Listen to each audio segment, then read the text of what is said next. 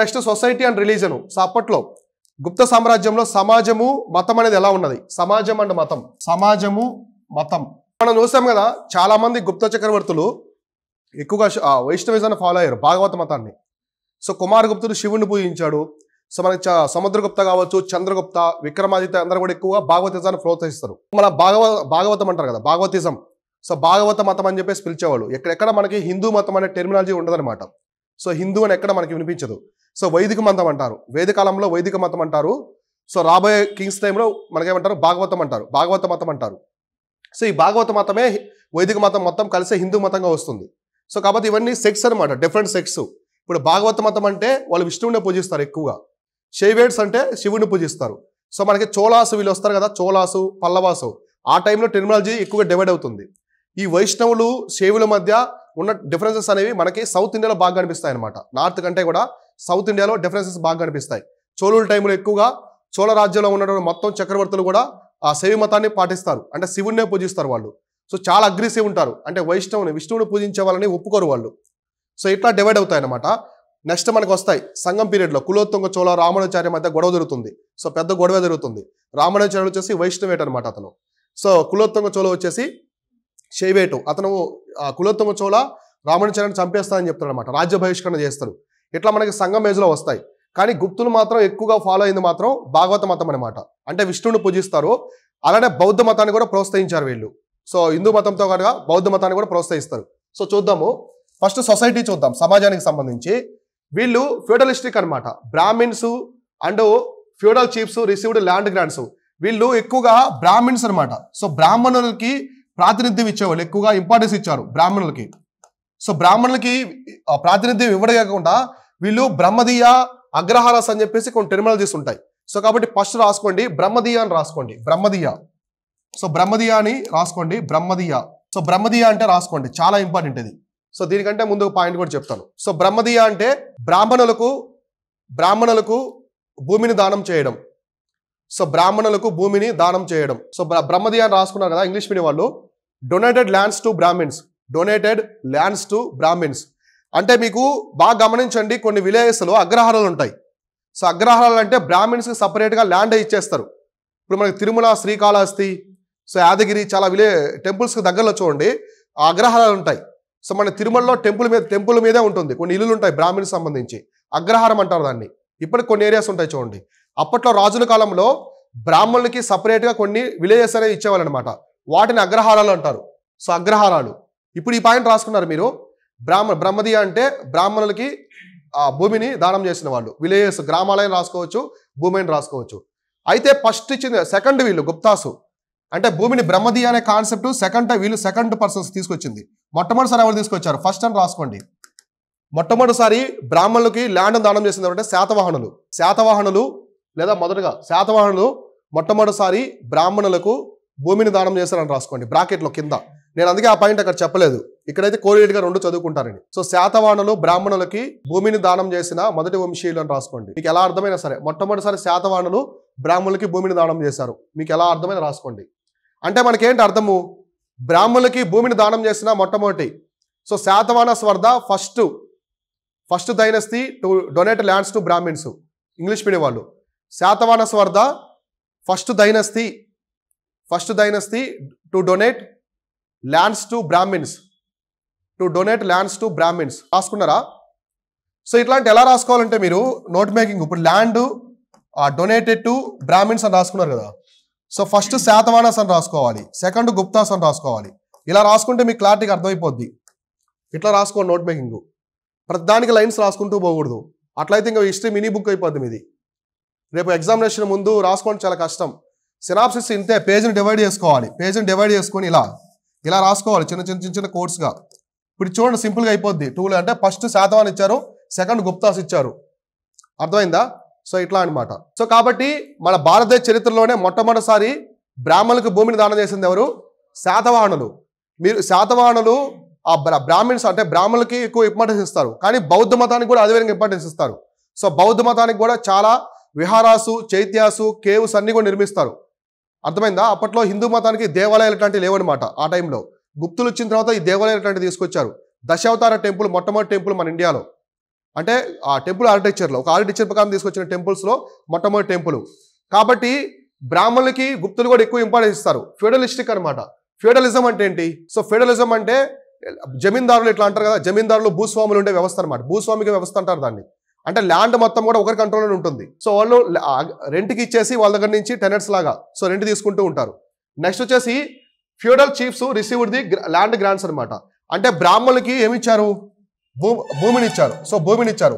అలానే feudal chiefs received the land grants అనమాట. అంటే భూస్వాములు ఉంటారు కదా, ఇప్పుడు రాజు కింద ఉండే భూమి మొత్తాన్ని కూడా కొంతమంది మేనేజ్ చేస్తూ ఉంటారు భూస్వాములు. వాళ్ళకి కొంత నిధులు కూడా ఇచ్చేవాళ్ళు అనమాట. సో నిధులు కూడా రాజులు అనేవాళ్ళు ఇచ్చేవాళ్ళు. సో అర్థమైందా? అంటే శాలరీస్ ఇలా ఉంటాయి కదా, సో ఆ విధంగా. అయితే ఇక్కడ మీరు గుర్తుపెట్టుకోవాల్సిన ఇంపార్టెంట్ పాయింట్ అంటే ఇది బ్రహ్మదీయ. సో బ్రహ్మదీయ అనే వర్డ్ చాలా ఇంపార్టెంట్, గుర్తుపెట్టుకోండి. సో ఎగ్జామినేషన్లో మిమ్మల్ని బ్రహ్మదీయ అనే వర్డ్ ఇచ్చేసి కింద అర్థం ఏంటంటే బ్రాహ్మణులకి భూమిని డొనేట్ చేయడం. ఒకటి భూమినే ఇస్తాడు లేదా గ్రామాలని ఇస్తాడు. ఒక్కోసారి గ్రామాలను ఇచ్చినా కూడా సేమ్ అర్థమే వస్తుంది. కాబట్టి భూమిని దానం చేశాడు కాకుండా గ్రామాలను దానం చేశాడు అంటారు. ఒకవేళ గ్రామాలు దానం చేస్తే గ్రామాలను ఏమంటారు? అగ్రహారాలు అంటారు. అర్థమైందా? ఈ కాన్సెప్ట్ని ఎగ్జామినేషన్లో 3 రకాలుగా అడుగుతాడు. సో జాగ్రత్తగా వినండి. ఒకటి భూమిని దానం చేశారని చెప్పి అడుగుతారు, చెప్తారు. లేదా ఇంకోటి గ్రామాలను దానం చేశారంటారు, లేదా అగ్రహారాలను దానం చేశారని కూడా అంటారు. ఈ మూడింటిలో ఏది ఇచ్చినా కూడా సేమ్ మీనింగ్. ఓకేనా? సో కాబట్టి ఫస్ట్ ఎవరు దానం చేశారు? శాతవాహనులు. తర్వాత వచ్చేసి గుప్తులు అనమాట. సో గుహలు ఉన్నాయి కదా, గుహలను దానం చేసింది ఎవరు? అజీవికాస్కి. అజీవికులకి గుహలు దానం చేసింది ఎవరు? అశోకుడు. అంటే బిందుసార వాళ్ళ నాన్న అజీవుకులు ఫాలో అవుతాడు, కాకపోతే అజీవులకి గుహలు దానం చేసింది ఎవరంటే అశోకుడు. కాబట్టి టెర్మినాలజీ చూసుకోండి, డిఫరెన్సెస్. ఇక్కడ బ్రాహ్మిన్స్కి ఇస్తారు వీళ్ళిద్దరూ, కానీ అజీవికులకి అతను గుహలు దానం చేస్తాడు ఎవరు? అశోకుడు. కాబట్టి ఆ 3 కోలిడ్గా ఉంటాయి. అంటే ఇవి యూపీఎస్సీలో ఒకసారి 3 ఒకేసారి అడిగారు అనమాట. సేమ్గా ఉంటాయి కదా మోస్ట్లీ అన్ని. అజీవిక మతానికి గుహలు దానం చేశారు, ఆ శాతవాహనాసు గుప్తులు అనే వాళ్ళు ల్యాండ్ దానం చేశారు. ఇట్లా గుర్తుపెట్టుకోండి. సో నెక్స్ట్ చూడండి, Bhanugupta's Haryana. So Eran inscription gives the first evidence of sati and child marriage existed.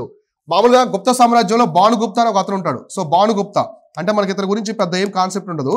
మన కుమారగుప్త, స్కందగుప్త వరకే చెప్పుకుంటాం. చివరిలో విష్ణుగుప్త చివరి పలకడం చెప్పుకుంటాం. కానీ భానుగుప్త గురించి ఎక్కడ రెఫర్ చేయరు. ఇప్పుడు రాసుకోండి. సో భానుగుప్తుని ఎరాన్ శాసనం అని రాసుకోండి. భానుగుప్తుని ఎరాన్ శాసనం. సో ఎరాన్ శాసనం పెట్టుకొని కోలను పెట్టుకోండి, చెప్తాను. లేదా యారో పెట్టుకోండి, చెప్తాను, పాయింట్ చెప్తాను. సో ఫస్ట్ ఇది రాసుకోండి, భానుగుప్తుని ఎరాన్ శాసనం. అంటే గుప్త సామ్రాజ్యం రాజు అయినటువంటి భానుగుప్తుడు వేయించిన శాసనం. సో ఇంగ్లీష్ మీడియం వాళ్ళు భానుగుప్తాసు ఎరాన్ అని రాసుకోండి. ఇది రాసుకోండి, ఎగ్జామినేషన్ ఇది అడుగుతాడు. ఎరాన్ ఇన్స్క్రిప్షన్ పెట్టుకొని కోలను పెట్టుకోండి. అయితే మన భారతదేశంలో సతీ సహగమనం అనేది ఎప్పటి నుంచి ఉంది? ఎప్పుడో మనకి వేదకాలం నుంచి ఉంది. సో వేదకాలం నుంచి ఉందా లేదా? అయితే మనకి ఎవిడెన్స్ లేవు. ఇప్పుడు వేదకాలంలో సతీ జరిగింది, మౌర్యన్స్ టైంలో సతీ జరిగింది అనడానికి ఎవిడెన్స్ లేవు. మన భారతదేశంలో మొట్టమొదటిసారి సతీ అనేది జరిగిందనడానికి బెస్ట్ ఎవిడెన్స్, ఎర్లియస్ట్ ఎవిడెన్స్ అనమాట. సో ఎవిడెన్స్ వచ్చేసి ఇదే, ఫస్ట్ ఎవిడెన్స్ ఇదే అనమాట. దేనికి? చైల్డ్ మ్యారేజ్కి, అలానే సతీకి సంబంధించి. అంటే ఎలా ఉంది? చాలా క్లియర్గా ఉందన్నమాట ఎవిడెన్స్. వేదకాలంలో సతీ సగమనం జరిగి ఉండవచ్చు అంటారు, జరిగిందని కన్ఫర్మ్ చెప్పలేదు. సో బాల్య వివాహాలు జరిగి ఉండవచ్చు అని చెప్పారు, కానీ ఇక్కడ మాత్రం సతీ బాల్య వివాహాలు జరిగాయి అని చెప్పారనమాట. అంటే కరెక్ట్ ఎవిడెన్స్ అనేది దొరికింది వీళ్ళకి. ఆ శాసనంలో ఎరాన్ శాసనం ఉంటుంది. ఈ ఎరాన్ శాసనంలో నీట్గా చెప్పాడనమాట, అప్పట్లో సతీ సహగమనం బాల్య వివాహం అనేది జరిగిందని చెప్పేసి. కాబట్టి రాసుకోండి ఇక్కడ సతీ సహగమనం లేదా సతీ, మీకు అర్థమైతే సతీ రాసుకోండి, లేకుంటే సతీ సహగమనం. సతీ సహగమనం మరియు బాల్య వివాహాలకి, సతీ సహగమనం మరియు బాల్య వివాహాలకి మొట్టమొదటి ఆధారం సతీ సహగమనం. సో మనకి రాబోయే చరిత్రలో సతీ అనే చెప్తాను, అర్థమైందా? అట్లా క్రూసేడర్ ఆఫ్ సతీ అంటారు ఎవరిని? రాజా రామ్మోహన్ రాయ్ని. సో సతీ అని గుర్తుపెట్టుకుంటే చాలు. సతీ సహగమనం ఎవరు? సతీ సహగమనం అనేది తెలుగు వర్డు. మీకు ఇంగ్లీష్లో సతీ సహగమనం ఎవడు? సతీ అనే ఇస్తాడు, అర్థమైందా? నార్త్లో మన హిందీలో కూడా సతీ అంటారు. మన తెలుగు వర్డ్ వచ్చేసి సతీ సహగమనం. గమనం అంటే ఏంటి? గమనం, మోషన్ అంటే కదలడం, వెళ్ళిపోవడం. సతీ సహగమనం అంటే ఇద్దరు కలిసి వెళ్ళిపోవడం అని, హస్బెండ్ వైఫ్. సో కాబట్టి సతీ సహగమనం మరియు బాల్య వివాహాలకు మొట్టమొదటి ఆధారం. రేపు ఎగ్జామినేషన్లు అడుగుతారు, చాలా చాలా ఇంపార్టెంట్. యూపీఎస్సీలో చాలాసార్లు అడిగారు, ప్రిలిమ్స్లో. సో హిస్టరీ నుంచి అడుగుతారు, గ్రూప్స్ వీటిలో అడుగుతారు ఎక్కువ. సో భానుగుప్తుని యొక్క ఇరాన్ శాస్త్రం ఏం చెప్పింది? సతీ సహగమనం ఒకటి, ఇంకోటి ఏంటి? బాల్య వివాహాలకి. సో బాల్య వివాహాలకి మొట్టమొదటి ఆధారం అనమాట. అంటే మనకు దొరికినటువంటి అన్ని ఆధారాలు. సో రిమైనింగ్ ఉన్నాయి కదా సతీకి సంబంధించిన ఆధారాలు, విజయనగర ఎంపైర్ టైంలో కూడా సతీ ఉండేది, కాబట్టి సతీ జరిగింది అప్పుడు కూడా. కానీ ఫస్ట్ ఎవిడెన్స్ ఏంటి? ఇదే అనమాట. సో దీని తర్వాత ఎవిడెన్స్లు కూడా ఉన్నాయి, కానీ మొట్టమొదటి ఎవిడెన్స్, అతి పురాతనమైన ఆధారం ఏంటంటే ఎరాన్ శాసనం. ఎవరికి సంబంధించింది ఎరాన్ శాసనం అనేది? గుప్తులకు సంబంధించింది, గుప్త సామ్రాజ్యానికి సంబంధించింది. రేపు మిమ్మల్ని క్రింది వాటిలో ఎరాన్ శాసనం ఏ రాజవంశానికి సంబంధించింది లేదా ఏ సామ్రాజ్యానికి సంబంధించి అడుగుతారు. ఓకేనా? గుప్తులకు సంబంధించింది. అందులో కూడా భానుగుప్తుని యొక్క శాసనం. ఎరాన్ శాసనం అనేది ఎవరిది? భానుగుప్తునికి సంబంధించిన ఎరాన్ శాసనం. ఇది సతీసాగమనం మరియు బాల్య వివాహాలు. సతీసాగమనం తెలుసు కదా, చనిపోయిన భర్తతో చితిలోనే బతికున్న బాణి కూడా తోహేస్తారు. అట్లా ఇది ఒకటి. Next, Vaishnavite or Shaivite kings got temples constructed for their respective deities. అవునా కదా? మామూలుగా వీళ్ళు భాగవత మతం, వైష్ణవ మతం, ఎవరు? గుప్తులు వైష్ణవ మతాన్ని ఫాలో అయ్యారు. కానీ కుమారగుప్త శివుని పూజించారు. Devotee of the lord Shiva. ఎవరు? కుమారగుప్తుడు. నలంద యూనివర్సిటీ నిర్మించినటువంటి కుమారగుప్తుడు శివుని పూజించాడు కదా, కాబట్టి మనకి షైవేట్ అనమాట. శైవం కూడా ఉంది. వైష్ణవితంతో పాటు శైవం కూడా ఉంది. రెండు ఉన్నాయని రాసుకోండి. వీళ్ళు వైష్ణవ మరియు శైవ దేవాలయాలను నిర్మించారు. వైష్ణవ మరియు శైవ దేవాలయాలు నిర్మించారు. They constructed temples of both Vaishnavism and Shaivism. లేదా ఈ లైన్ అని రాసుకోండి, ఎగ్జాక్ట్ లైన్ అని రాసుకోవచ్చు మీరు. Constructed temples of both Vaishnavism and Shaivism. Shaivite వైష్ణవేటు.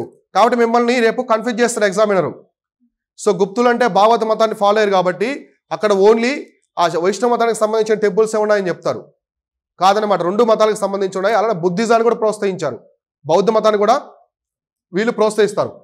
భగవతిజం was also identified with the Vaishnavism. మీరు కన్ఫ్యూజ్ అయితే రాసుకోండి భాగవత మతం.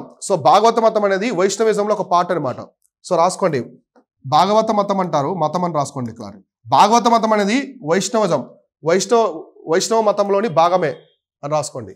భాగవత మతం. Bhagavatism was also identified the Vaishnavism. Bhagavata మతం అనేది వైష్ణవ మతంలోని భాగమే అని రాసుకోండి. భాగమే అంటే ఇందులో శక్తి అనమాట. అంటే భాగవత మతం అంటే ఏంటి? విష్ణువునే పూజిస్తారు, అందులో డిఫరెంట్. కాకపోతే ఈ భాగవత మతం అనేది ఇప్పుడు లేదు, అప్పట్లో ఉన్నది. ఇది వైష్ణవిజంలో భాగమే. అర్థమైందా? ఇట్లా కాబట్టి ఇదేదో డిఫరెంట్ మతం కాదు. భాగవత మతం వైష్ణవిజంలో పాటు. ఎందుకు చెప్తున్నానంటే భాగవత మతం అనేది మళ్ళీ రేపు మీరు సేవిజం అనుకోవచ్చు, సేవిజం అని చెప్పేసి కన్ఫ్యూజ్ అవ్వచ్చు. భాగవతం అంటే ఏంటి? విష్ణువుకు సంబంధించిన భాగవత పురాణం ఇలా అంటారు కదా. అంటే విష్ణువుకి ఎక్స్క్లూజివ్గా విష్ణువుకి సంబంధించి. There is no mention in about the lord Shiva. కంప్లీట్గా విష్ణువుకి సంబంధించింది అనమాట. కాబట్టి భాగవతం అనేది వీళ్ళు ఎక్కువ ఫాలో అయ్యారు, భాగవత మతం అనేది. ఈ భాగవతిజం అనేది కూడా ఇక్కడి నుంచే వస్తుంది. ఇక్కడ మనకి ఈ శైవేటు వైష్ణవిజం కంటే ముందే ఉంటాయన్నమాట భాగవత మతం అనేది.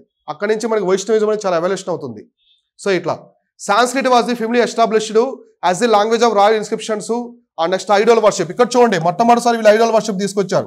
Idol worship. విగ్రహారాధన అనేది ఇక్కడ నుంచి చాలా ఎక్స్క్లూజివ్గా ఉంటుంది అనమాట. కాబట్టి ఇక్కడ రాసుకోండి, వీళ్ళ ప్రధాన భాష సంస్కృతం. మీరు ఆల్రెడీ రాసుకుని ఉంటారు, సంస్కృతం రాసుకుని ఉంటారు. ఇది రాసుకోండి, వీరు విగ్రహారాధన చేశారని రాసుకోండి. ఇక్కడ నుంచి విగ్రహారాధన ఎక్కువ కనిపిస్తుందని రాసుకోండి. ఇక్కడ నుంచి విగ్రహారాధన. విగ్రహారాధన ఇక్కడ నుంచి ఎక్కువ కనిపిస్తుంది. Become the common. అంటే విగ్రహారాధన అనేది కామన్ అయిపోతుంది ఇక్కడ నుంచి. ఇక్కడ నుంచి విగ్రహారాధన ఎక్కువగా కనిపిస్తుందని రాసుకోండి. అంటే మనకి గుప్త సామ్రాజ్యం నుంచి విగ్రహారాధన కనిపిస్తుంది. స్టిల్ టుడే ఇప్పుడు కూడా మనం పూజించే దేవుళ్ళ యొక్క విగ్రహారాధన అవన్నీ ఎక్కడి నుంచి వచ్చాయంటే గుప్తుల కాలం నుంచి, గుప్తుల దగ్గర నుంచి వస్తాయన్నమాట. ఇప్పటివరకు మనకి ఐడోల్ వర్షిప్ ఎక్కడ కనిపించలేదు. అంటే బుద్ధుడి ప్రతిమల్ని పూజించడము, ఆ చైత్యాన్ని వర్షిప్ చేశారు కదా, ఇవి ఉంటాయి కదా మన చైత్యాలు, అట్లాంటివి కనిపించాయి. కానీ ఎక్కడ మనకి విష్ణుమూర్తి యొక్క విగ్రహం కానీ, శివుడి యొక్క విగ్రహం కానీ ఇట్లాంటివి మనం ఎక్కడ చూడలేదు. అంటే ఇంతకుముందు ఉన్నాయి, ఎక్కడెక్కడ ఉన్నాయి కానీ అంటే కంప్లీట్గా ఇక్కడి నుంచి దేవుడి యొక్క ఆరాధన అంటే విగ్రహారాధన చేశారు. కాబట్టి విగ్రహారాధన అనేది ఇక్కడి నుంచి కామన్ అయిపోయింది అనమాట.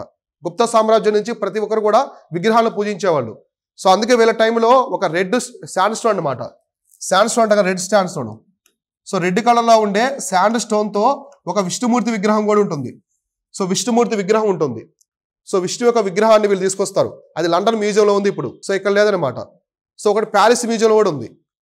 ఫ్రాన్స్లోని ఒక మ్యూజియంలో ఉంది. అదే ఇదనమాట red sand stone. Red sand స్టోన్తో తయారు చేసినటువంటి ఒక విష్ణుమూర్తి విగ్రహం అనేది ఫ్రాన్స్లో ఉంది, ప్యారిస్లో ఒక మ్యూజియంలో ఉందన్నమాట. ఇది గుప్తులకు సంబంధించింది. అప్పుడు ఫ్రెంచ్ వాళ్ళు ఉన్నారు కదా ఇక్కడ. ఆ టైంలో ఏమైనా వెళ్ళిపోయిందో తెలియదు. అక్కడ ఉందన్నమాట. కాబట్టి వీళ్ళు వైష్ణవ మతాన్ని, భాగవత మతాన్ని ఎక్కువగా అనుసరించారు. అలానే ఐడోల్ వర్షిప్ అనేది ఇక్కడ నుంచి కామన్ అయిపోయింది అనమాట. ఇక్కడ నుంచి ఐడోల్ వర్షిప్ కామన్, దాని గురించి స్పెషల్ మెన్షన్ అంటూ ఏముండదు. ఇక్కడ నుంచి అందరూ హిందువులు అంటే హిందూ మతస్థులు అంటారు కదా, వాళ్ళంతా కూడా విగ్రహారాధన చేసేవాళ్ళు అనమాట.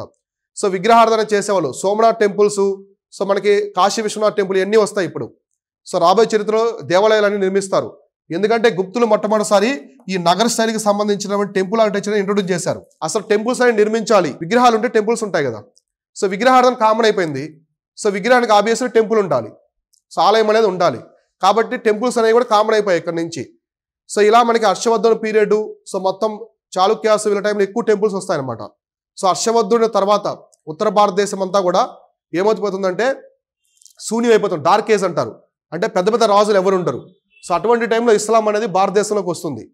సో ఇస్లాం వచ్చిన తర్వాత వాళ్ళు మన దేశంలో చాలా సంపద ఎక్కువ ఉంటుంది అనమాట. ఖజానా అంటే గోల్డ్, దేవుళ్ళకి సంబంధించినటువంటి గోల్డ్ కావచ్చు, గోల్డ్ కాయిన్స్, విగ్రహాలు ఇవన్నీ ఉంటాయి. సో ఇస్లాం అంటే ఐడోల్ బ్రేకర్.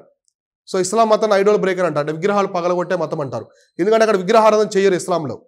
సో కాబట్టి వాళ్ళు రాగానే ఆ దేవాలయాల్లో ఉండే సంపదను దోచుకోవడమే కాకుండా విగ్రహాలు కూడా పగలగొడతారు. సో చాలా విగ్రహాలను ధ్వంసం చేస్తారు. సోమనాథ్ టెంపుల్లో ఉండే శివుడి యొక్క విగ్రహాన్ని కూడా పగలగొడతారు. సో అర్థమైందా? సోమనాథ్ టెంపుల్ కూడా చాలా వరకు దోచుకెళ్తారనమాట. సో మహమ్మద్ గజనీ ఆ టైంలో వచ్చినప్పుడు. సో ఆ టైంలో రాజ్పుత్స్ ఉంటారు. సో ఇస్లాంకి ధీటుగా ఎదుర్కొన్నటువంటి చక్రవర్తులు ఎవరంటే రాజులు రాజ్పుత్స్ అనమాట. ఇక్కడ రాజస్థాన్ ఆ ప్రాంతంలో ఉంటారు. ఎందుకు వాళ్ళు ఎదుర్కొన్నారంటే ఈ ఇస్లాంకి సంబంధించిన వాళ్ళు చక్రవర్తులు ల్యాండ్ రూట్ వస్తారు. ఎక్కడి నుంచి వస్తారు? మనకి సౌదీ అరేబియా, ఇరాను ఈ ప్రాంతం నుంచి వస్తారు. వాళ్ళు ల్యాండ్ రూట్ వస్తారు కాబట్టి ఆబ్వియస్లీ మనకి గుజరాత్, రాజస్థాన్, పంజాబ్ విసినిటీ ఉంటాయి కదా. సో తమిళనాడు వీటికి రాలేరు కదా. సో కాబట్టి అక్కడ ఉండే కనీస సంపద మొత్తాన్ని కూడా ఈ మనకి సిరి సంపదలు ఉంటాయి కదా, గోల్డ్ కాయిన్స్, దేవుళ్ళకి సంబంధించిన అన్ని కూడా దోచుకెళ్తారు అనమాట. సో మహమ్మద్ గజనీ, గోరీ వీళ్ళందరూ వస్తారు. సో గోరీ యొక్క బానిసలే బక్తియార్ ఖిల్జీ, కుతుబుద్దీన్ ఐబక్. సో తర్వాత గోరీ చనిపోయిన తర్వాత కుతుబుద్దీన్ ఐబక్ ఢిల్లీ సుల్తాన్ తీసుకొస్తాడు, ఢిల్లీ సుల్తాన్ ఇవన్నీ తీసుకొస్తాడు. ఇలా మనకి హిస్టరీ అనేది వస్తుంది అనమాట హర్షవర్ధుని తర్వాత. కాబట్టి ఇక్కడ నుంచి ఐడల్ వర్షిప్ అనేది కామన్, విగ్రహారాధన అనేది కామన్ అయిపోయింది. స్పెషల్గా ఇంకేం ఉండదు. ప్రతి ఒక్కరు కూడా విగ్రహాలు పూజించేవాళ్ళు, దానికి టెంపుల్స్ అనేవి కూడా నిర్మించేవాళ్ళు, రాబోయే రాజులు మొత్తం కూడా వంశాలు. సో ఆర్ట్ అండ్ ఆర్కిటెక్చర్ అనమాట. సో వీళ్ళ టైంలో కళలు నిర్మాణాలు ఎలా ఉన్నాయి? కళలు నిర్మాణాలు. సో కళలు నిర్మాణాలు. సో వీళ్ళ టైంలో ఎటువంటి కళలు ఉన్నాయి, ఎటువంటి నిర్మాణాలు, సో పెద్ద పెద్ద నిర్మాణాలు ఏమున్నాయో చూద్దాము. సో నిర్మాణాలు ఏమున్నాయో చూద్దాం. సో వీళ్ళు అజంతా స్కూల్ ఆఫ్ పెయింటింగ్ ఉంది కదా. So Ajanta school of painting అనేది మనకి శాతవాహనుల టైంలో కూడా ఉంటుంది, శాతవాహనుల టైంలో ఉంటుంది. దాన్ని వీళ్ళు కూడా కంటిన్యూ చేస్తారు. సో అర్థమైందా? అజంతా స్కూల్ ఆఫ్ పెయింటింగ్ అనమాట. సో అజంతా స్కూల్ థీమ్ ఏంటి? బుద్ధాస్ లైఫ్, బుద్ధుని యొక్క జీవితం ఉంటుంది. సో అజంతా స్కూల్లో మనకి మొత్తం కూడా బుద్ధుని జీవితం గురించే ఉంటుంది అనమాట ఎక్కువ. సో బుద్ధుని జీవితం was accompanied by the emergence of the Bagh school. So Bagh school మనకి మధ్యప్రదేశ్లో ఉంటుంది. అది in this cave walls were decorated, ఇది లోకల్ థీమ్స్ అనమాట. సో అయితే ఇక్కడ ఫస్ట్ ఏముంది? అజంతా. సో అజంతా చిత్రలేఖనం అంటారు. సో మామూలుగా మనం ఏం చెప్పుకున్నాం ఇంతకుముందు, శాతవాహనుల టైంలో అజంతా కేవ్స్ ఇవన్నీ వచ్చాయి కదా, కేవ్స్, కార్లే కేవ్స్, ఇట్లాంటి పెద్ద పెద్ద కేవ్స్ తీసుకొచ్చి, గుహలు తీసుకొచ్చి, ఆ గుహల్లో కొన్ని పెయింటింగ్స్ ఉన్నాయన్నమాట బుద్ధుడికి సంబంధించినటువంటి. అలా ఉన్నటువంటి అజంతా గుహల్లో ఉన్న పెయింటింగ్స్ ఏంటి? చిత్రాలు, అజంతా చిత్రలేఖనం. దీన్ని వీళ్ళు కంటిన్యూ చేశారు. సో దీన్ని కంటిన్యూ చేస్తారు. అలానే దాంతోపాటుగా ఒక కొత్త స్కూల్ ఆఫ్ పెయింటింగ్ వస్తుంది. అంటే చిత్రలేఖనంలో మరో కొత్త విధానం వస్తుంది అనమాట. అదే బాగా స్కూల్. అంటే వీళ్ళు ప్రాంతాలను బట్టి పిలుస్తారనమాట. ఇప్పుడు మనకి కలంకారీ ఉంది. సో కలంకారీ తెలుసు కదా. సో కలంకారీ అంటే మన బట్టల మీద, మనకి కర్టన్స్ వాటి మీద ఉంటాయి. కలంకారీ అనేది రెండు ప్రాంతాలను ఉంటుంది. ఒకటి మచిలీపట్నం ఉంటుంది, ఇంకోటి శ్రీకాళహస్తి ఉంటుంది. శ్రీకాళహస్తి కలంకారీ అంటే ఎక్కువ దేవుడి బొమ్మలు ఉంటాయి. సో అంటే ఆధ్యాత్మికతకు సంబంధించి, స్పిరిచువాలిటీకి సంబంధించి ఉంటాయి బొమ్మలు. మచిలీపట్నం అనేది నేచర్కి సంబంధించి ఉంటాయి. మీరు గమనించండి, ఎప్పుడైనా వాళ్ళకి సంబంధించిన క్లాస్ మీద, ఆ డ్రెస్సెస్ మీద, వాటి మీద ఉంటాయి. ఎక్కువ ఉమెన్కి సంబంధించి ఉంటాయి అనమాట. సో అంటే మచిలీపట్నం కలంకారీ అనేది నేచర్కి సంబంధించింది. చెట్లు, ఆ సెలయర్లు, కొండలు ఇలా ఉంటాయన్నమాట బొమ్మలు. ఈ శ్రీకాళహస్తి అనేది కంప్లీట్గా దేవుళ్ళ బొమ్మలు ఉంటాయి. ఇట్లా పెయింటింగ్స్ అనేది డిఫరెంట్ ఉంటాయన్నమాట. ఇప్పుడు మధుబాని పెయింటింగ్ అంటారు. సో మధుబాని అంటే ఏంటి? బీహార్లో ఉండే పెయింటింగ్. మీకు పూరి జగన్నాథ్ టెంపుల్ తెలుసు కదా, మన రథయాత్ర జరిగింది. సో అందులో కృష్ణుడు, బలరాముడు, రాధ ఎలా ఉంటారు? బొమ్మల్లా ఉంటాయి చూడండి, బొమ్మలు పెయింటింగ్స్ ఉంటాయి. వాటిని ఏమంటారంటే పట్చిత్ర అంటారు, పట్చిత్ర పెయింటింగ్స్ అంటారు. ఒడిస్సాలో ఉంటాయి. సో పట్చిత్ర పెయింటింగ్, అవి పెయింటింగ్స్ అనమాట. వాళ్ళు పెయింట్ చేస్తారు అవన్నీ కూడా. అవునా కాదా? పూరి జగన్నాథ్ వాటికి సంబంధించి. అలానే అజంతా కేవ్స్లో కూడా పెయింటింగ్స్ తీసుకొచ్చారు అప్పట్లో. కాబట్టి రాసుకోండి, వీళ్ళు అజంతా చిత్రలేఖనాన్ని ప్రోత్సహించారు. వీళ్ళు కూడా అని రాసుకోండి. వీళ్ళు కూడా లేదా అజంతా చిత్రలేఖనం పెట్టుకుంటే కోళ్ళను పెట్టుకొని రాసుకోండి. వీళ్ళు కూడా ప్రోత్సహించారని రాసుకోండి. అంటే అజంతా చిత్రలేఖనాన్ని శాతవాహనుల టైంలోనే కాకుండా వీళ్ళు కూడా ప్రోత్సహించారు, గుప్తులు కూడా ప్రోత్సహిస్తారు. నెక్స్ట్ పాయింట్ రాసుకోండి. ఈ సమయంలో బాగ్ చిత్రలేఖనం, సో బాగ్ అంటారు, బాగ్ చిత్రలేఖనం అభివృద్ధి చెందింది. అంటే న్యూ స్కూల్ ఆఫ్ పెయింటింగ్ అనమాట. సో బాగ్ చిత్రలేఖనం అనేది ఒకటి అభివృద్ధి చెందింది అనమాట. బాగ్ చిత్రలేఖనం సో బాగ్ చిత్రలేఖనం అని రాసుకొని బ్రాకెట్లో మధ్యప్రదేశ్ అని రాసుకోండి. సో ఎక్కడంటే ఇది ఉండేది మధ్యప్రదేశ్లో. సో మధ్యప్రదేశ్లో ఉంటుంది. అంటే వీళ్ళు చిత్రలేఖనాన్ని బాగా ప్రోత్సహించారు. ఎవరు? గుప్తులు. ఈ అజంతా అంటే శాతవాహనుల తర్వాత అజంతాలో ఉండే చిత్రలేఖనాన్ని ప్రోత్సహిస్తారు వీళ్ళు కూడా. అంటే కంటిన్యూ చేస్తారు, వాటిని కాపాడుకుంటూ ఎమర్జెన్సీ అంటే ఎక్కువ డెవలప్ చేసుకుంటూ వీళ్ళు పెయింటింగ్స్ తీసుకురావడం ఇట్లా వస్తుంది. తర్వాత అదే టైంలో అట్ ది సేమ్ టైము ఈ బాగా స్కూల్ ఆఫ్ పెయింటింగ్ కూడా డెవలప్ అవుతుంది. సో బాగా చిత్రలేఖనం కూడా డెవలప్ అవుతుంది అనమాట. కాబట్టి బాగా చిత్రలేఖనం ఎప్పుడు డెవలప్ అయిందంటే గుప్తాస్ టైంలో డెవలప్ అవుతుంది. తర్వాత ఇట్ చూడండి, in this cave walls were the decorated. అంటే బాగా స్కూల్స్ ఉన్నాయి కదా, బాగా చిత్రలేఖనం దీంట్లో ఎక్కువ గోడలకు సంబంధించి కూడా, అంటే గుహ గోడలు ఉంటాయి కదా, సో గుహలకు సంబంధించిన గోడల మీద సో డిజైన్స్ ఉండేదన్నమాట. సో మంచి డిజైన్స్తో డెకరేట్ చేసేవాళ్ళు పెయింటింగ్స్. ఆ పెయింటింగ్స్ ఏమంటే లోకల్ థీమ్స్ అనమాట. ఆ చుట్టుపక్కల ప్రాంతాలకు సంబంధించిన సంఘటనలు అనేవి ఎక్కువ ఉంటాయి. మీరు ఇప్పటికి చూస్తే హిందూ టెంపుల్స్ చూడండి. ఇప్పుడు ఒక ప్రాంతంలో హిందూ టెంపుల్ కట్టారనుకోండి అప్పట్లో రాజులు. సో దేవుడి యొక్క బొమ్మలు, దశావతారాలు ఇట్లాంటివి కాకుండా కొన్ని సంఘటనలు ఉంటాయి. సో సంఘటనలు అనేవి ఉంటాయన్నమాట. సో అటువంటి సంఘటనలు కూడా ఉంటాయన్నమాట. ఇప్పుడు మాకు విలేజ్ దగ్గర ఒక టెంపుల్ ఉంటుంది. సో విజయనగర సామ్రాజ్యానికి సంబంధించింది. సో ఆ టెంపుల్ మీద ఒక దున్న అనేది చిరుతుపులి రెండు పోరాడుకుంటాయన్నమాట. సో ఎందుకంటే దాని హిస్టరీ తెలుసుకుంటే అప్పట్లో ఒక చిరుతుపులిని దున్న చంపేస్తుంది అనమాట. 2 దున్నలు కలిసి చంపేస్తాయి. సో ఆ ఈవెంట్ని అక్కడ ఉంటాయన్నమాట. సో ఉంది. అలానే ఇంకొంతమంది సో అంటే మనకి పెళ్ళిళ్ళు, వాయిద్యాలు, బృందము ఇటువంటి పెయింటింగ్స్ ఉంటాయి చూడండి దేవాలయాల మీద. అంటే వాళ్ళ యొక్క సంఘటనలు అప్పట్లో ఏం జరిగాయి అనేది ఉంటాయి. ఇప్పుడు మనకి సారనాథ బుద్ధ ఉన్నాడు. సారనాథ్ మీటింగ్ ఎలా జరిగింది, బుద్ధుడి చుట్టూ ఎవరెవరు ఉన్నారు, సో వాళ్ళ డిస్పుల్స్ అంటే మనకి స్టూడెంట్స్ ఉంటారు కదా, శిష్యులు ఎలా కూర్చుని ఉన్నారు, మొత్తం పెయింటింగ్స్ ఉన్నాయా లేదా. నెక్స్ట్ బింబిసారాకు సంబంధించి అజాతశత్రుకు సంబంధించిన విగ్రహాలు కావచ్చు. అంటే బుద్ధుడితో వాళ్ళు ఏ విధంగా మసలుకున్నారు, ఏ విధంగా అభినందించారు ఆయన్ని, ఇలా ఫాలో అయ్యారు, ఇటువంటి అన్ని విగ్రహ రూపాల్లో ఉంటాయన్నమాట అప్పట్లో. అంటే సంఘటనల్ని, లోకల్ థీమ్స్ని కూడా ఈ పెయింటింగ్స్లో మెన్షన్ చేశారు అప్పట్లో. అంటే చుట్టుపక్కల జరిగిన సంఘటనలు ఎలా ఉండే పరిస్థితులు అని చెప్పేసి. కాబట్టి వాళ్ళు చిత్రలేఖనానికి ఇంపార్టెన్స్ ఇచ్చారా లేదా గుప్తులు. ఒకటి అజంతా స్కూల్ ఆఫ్ చిత్రలేఖనాన్ని ప్రోత్సహించారు మిగతా ముందు రాజుల్లాగానే. తర్వాత కొత్త చిత్రలేఖనం కూడా రావడం జరిగింది. బాగా చిత్రలేఖనం కూడా కొత్తది వచ్చిందనమాట. నెక్స్ట్ ఇక్కడ చూడండి, అజంతా ఇక్కడ వచ్చేసి ఫ్రెస్కోస్ అంటారు. అంటే అజంతా చిత్రలేఖనంలో వీళ్ళు కొన్ని తీసుకొచ్చారనమాట సీన్స్ అనమాట. యక్షాసు, గంధర్వాసు, అప్సరాసు. తెలుసా మీకు? మనకి మన భూమి మీద కాకుండా మనకు వెళ్ళే కొద్ది పైన దేవలోకం అట్లా అంటారు కదా. సో అక్కడ కొందరు ఉంటారనమాట. సో దేవకన్యలు అంటారు కదా. సో అలా వీళ్ళు ఉంటారనమాట. ఎవరంటే వాళ్ళు యక్షులు, గంధర్వులు, అప్సరసలు. సో రాసుకోండి ఏమన్నా అజంతా చిత్రలేఖనంలో యక్షులు, గంధర్వులు మరియు అప్సరసల సంఘటనలు,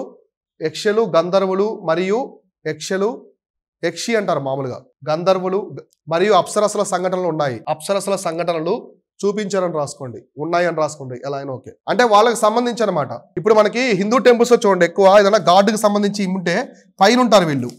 సో యక్ష, గంధర్వాసు, ఋషుల్లాగా. సో గంధర్వులు అంటే ఎవరు? ఋషులు.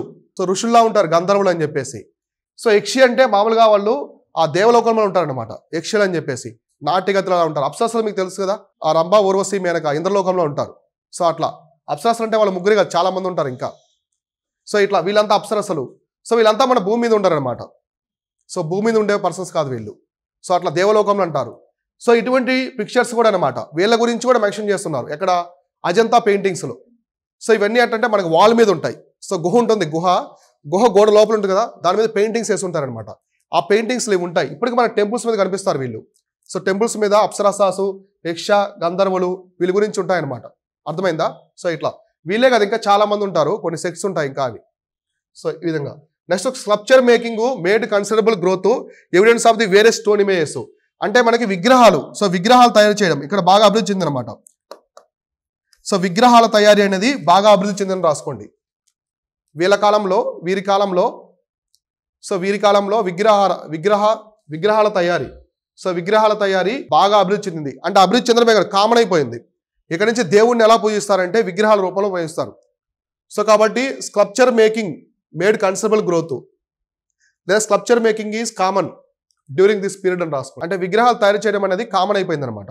అంటే ప్రతి దేవుడికి విగ్రహాలే రావడం జరిగింది. సో మన హిందూ దేవుల గురించి అప్పటి వరకు చెప్పుకుంటారు, భాగవతిజం ఇవన్నీ కూడా విష్ణుమూర్తి ఉన్నాడు, శివుడు ఉన్నాడని చెప్పుకుంటారు. కానీ మొట్టమొదటిసారి విగ్రహాల రూపంలో తీసుకొచ్చింది ఎవరంటే గుప్తులు అనమాట. అంటే శివుడు ఇలా ఉంటాడు, విష్ణువు ఇలా ఉంటాడు అని చెప్పేసి. మనకు పెయింటింగ్స్ తీసుకొచ్చింది ఎవరు? హిందూ దేవతల్ని రాజా రవివర్మ. సో రాజా రవివర్మ తెలుసా? పెయింటర్ చాలా ఫేమస్ మన ఇండియాలో ఆయన. అంటే యూరోప్లో పికాసో ఎలానో మన ఇండియాలో రాజా రవివర్మ అలాగా. సో ఆయన కేరళకు సంబంధించిన వ్యక్తి అనమాట. ట్రావెన్కోర్ ఉంది కదా, ఆ సామ్రాజ్య ఆ రాజు యొక్క ఆస్థానంలో ఉండేవాడు. అంటే హిందూ దేవుళ్ళని మొట్టమొదటిసారి పెయింటింగ్స్ రూపంలో తీసుకొచ్చింది రాజా రవివర్మ, విగ్రహాల రూపంలో తీసుకొచ్చింది గుప్తులు.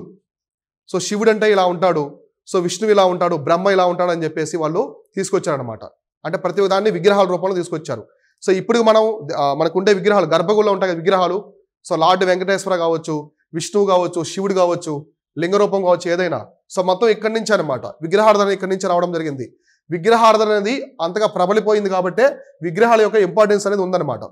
సో ప్రతి టెంపుల్లో విగ్రహాలు పెట్టడము, సో విష్ణుమూర్తి రూపాలని తీసుకురావడము. కాబట్టి ఇక్కడ స్కల్ప్చర్ మేకింగ్, విగ్రహాల తయారైనది విపరీతంగా పెరిగిపోయింది అనమాట, బాగా అభివృద్ధి చెందింది ఇప్పుడు. సో తర్వాత చూడండి, ఈ స్కల్ప్చర్ మేకింగ్ కూడా ఎలా అంటే stones, so different types of stones అనమాట. ఎక్కువగా వీళ్ళు శాండ్ స్టోన్ ఉపయోగించేవాళ్ళు అప్పట్లో, శాండ్ స్టోన్, అందువల్ల రెడ్ శాండ్ స్టోన్ అనమాట. సో రెడ్ శాండ్ స్టోను, ఇటువంటి పాలరాతి బొమ్మలు ఇట్లాంటి ఎక్కువ తీసుకొచ్చారు.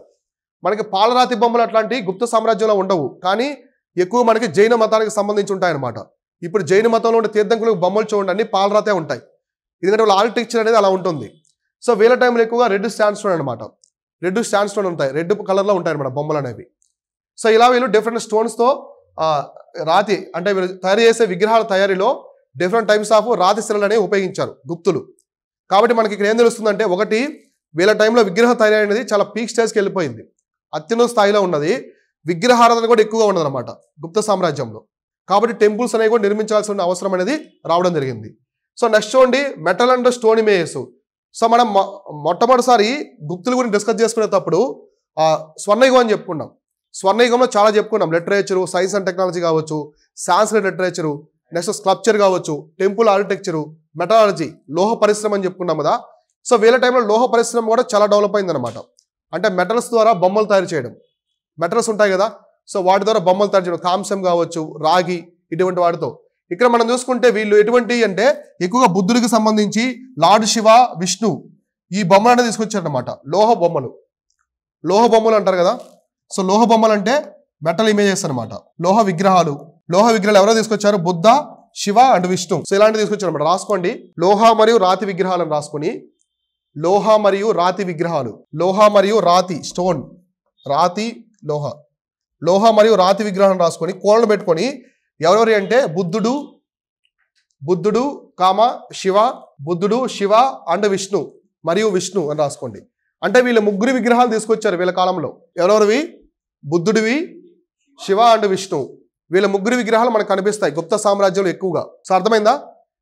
అంటే వీళ్ళు బౌద్ధ మతాన్ని కూడా ప్రోత్సహించారు. సో కుమారగుప్తుడు శివుణ్ణి పూజిస్తాడు, కానీ నలంద విశ్వవిద్యాలయం నిర్మించాడు, అది బౌద్ధ విశ్వవిద్యాలయం. సో అర్థమైందా? బౌద్ధ మతాన్ని కూడా వీళ్ళు ప్రోత్సహిస్తారు. తర్వాత చూడండి, images of the God appeared for the first time. మొట్టమొదటిసారి దేవుళ్ళ యొక్క ప్రతిమలు ఇక్కడే కనిపిస్తాయి మనకి. సో అర్థమైందా?